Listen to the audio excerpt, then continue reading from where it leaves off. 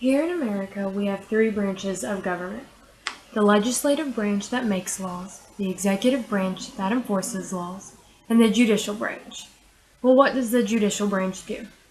In Marbury v. Madison, Chief Justice Marshall said, "It is emphatically the province and duty of the judicial department to say what the law is." This opens the question: how best to interpret the law and Constitution so that we can accurately judge what the law is. Dozens of theories of interpretation have emerged in order to try and answer this question. The two major ones being textualism, also referred to as originalism, and evolutionism, which most have heard refer to a living constitution. My study has been on the book Matter of Interpretation, Federal Courts and the Law by one of the most famous textualists, Antonin Scalia. Scalia starts by discussing where Western law systems come from, which is from the common law. Common law is the development of law by judges through the development of stare decisis, which is a legal term for precedent. It's going to come up a lot, so don't forget it. He relates these to today in the way most law students are taught, through case law, which is studying the development of law through judicial cases. Scalia is not an enthusiastic supporter of the common law system, as it allows judges to put their own views into word that in practice is binding. So, hypothetically, under the system, if a judge ruled that in a case where Timmy was brought to court for eating ice cream in a store, and the judge ruled that Timmy was not allowed to eat ice cream in the store, it would set the precedent that no one in that area could ever eat ice cream in a store. This system is dangerous in today's world because, since judges are not voted on by the people, we avert the democratic system of making law through legislation by representatives of the people, which puts our democratic principles at risk. Scalia, however, recognizes that common law is rooted deeply in our history and more or less accepts it. This supports his statement that in the common law system, judges must be extremely careful to exercise judicial restraint in order to avoid enforcing their personal beliefs and to protect the American people. Scalia then moves to express his frustration with the use of intent of the legislature.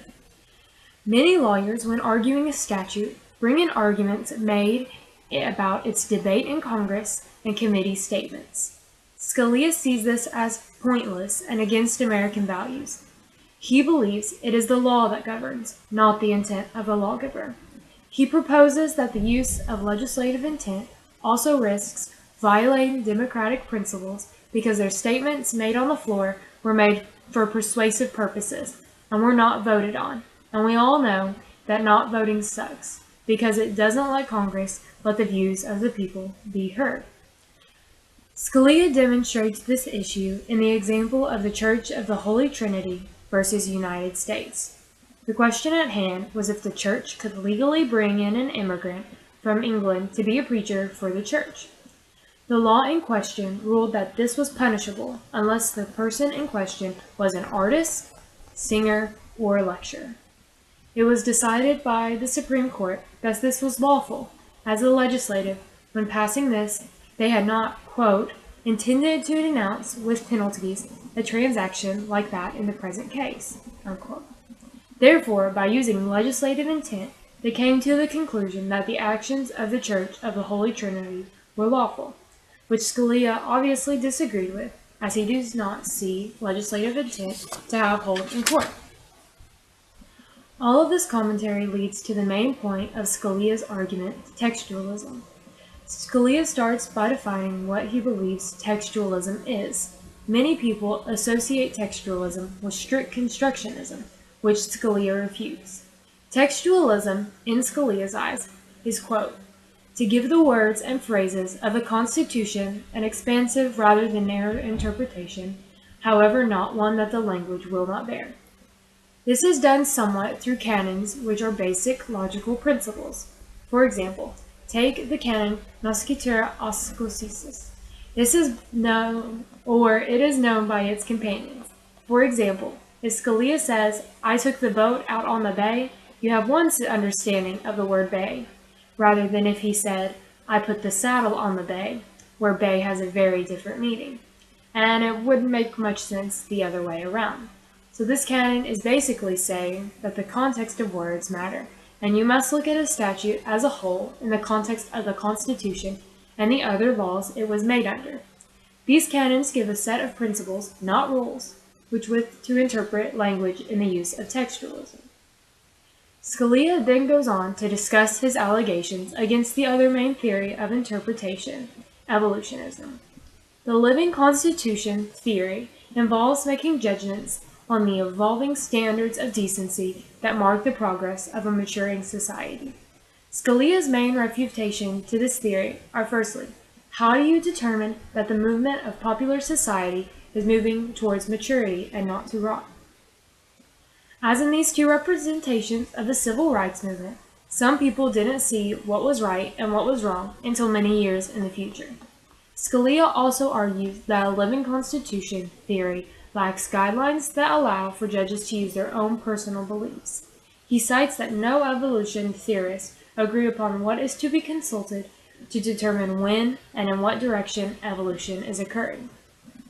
All of these points, the understanding of the development of common law, the misuse of legislative intent, the famous case Church of the Holy Trinity versus U.S., and arguments against evolutionism, gathered to explain Scalia's theory of choice, textualism. Well, why should this matter to us? Most of the people in the room won't go into the judicial system, so why should we care? Well, the majority of the people in this room are 15 to 17 years old, and it won't be long until we are 18 and get to participate in our democratic government, our duty as Americans. To best complete this duty and make well-informed decisions as a people, we should understand our government, including the judicial system. In Scalia's text, he opens our eyes to many aspects about our government that we should know, and prepares us to make informed decisions by showing us the effect they may have. Because the biggest part of our government is not the president, or Congress, or even the Supreme Court, but the people for which this country was made.